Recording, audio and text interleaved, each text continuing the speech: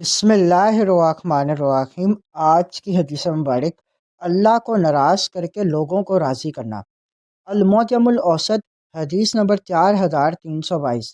حضرت علی رضی اللہ تعالیٰ عنہ سے روایت ہے کہ حضور خاتم النبیین صلی اللہ علیہ وآلہ وسلم نے ارشاد فرمایا، مخلوق کی ایسی اطاعت جس میں اللہ کی نافرمانی ہوتی ہو حلال نہیں۔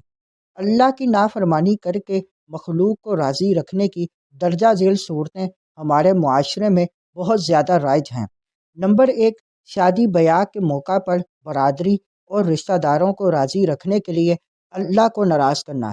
نمبر 2، عورت کا اپنے خاوند یا مرد کا اپنی بیوی کو خوش رکھنے کے لیے اللہ کی نافرمانی کرنا۔ نمبر 3، والدین کو خوش کرنے یا اولاد کو خوش رکھنے کے لیے اللہ کو ناراض کرنا۔ نمبر 4، دفتر کے سربراہ یا آفیسر کو خوش کرنے کے لیے اللہ کی نافرمانی کرنا۔ نمبر 5، سیاسی یا مذہبی لیڈر کو خوش کرنے کے لیے اللہ کی نافرمانی کرنا۔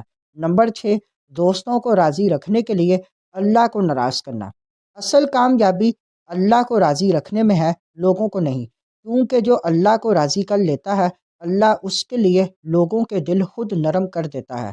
شادی بیاہ رسم و رواج یا معاشرتی دباؤ میں آ کر حرام کام کرنا غلط ہے۔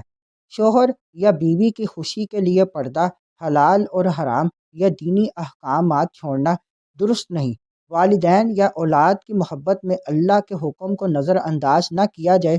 روزگار یا دوستی کے لیے جھوٹ، رشوت، بے حیائی یا ظلم سے بچنا ضروری ہے۔ اللہ کو ناراض کر کے کوئی خوشی نہیں ہوتی اور اللہ کو راضی کر کے کوئی قربانی نقصان نہیں ہوتی۔ اس حدیث مبارک کو مزید آگے دوستوں تک پہنچائیں۔ مزید معلومات کے لیے ہمارے چینل کو لائک اینڈ سبسکرائب کریں۔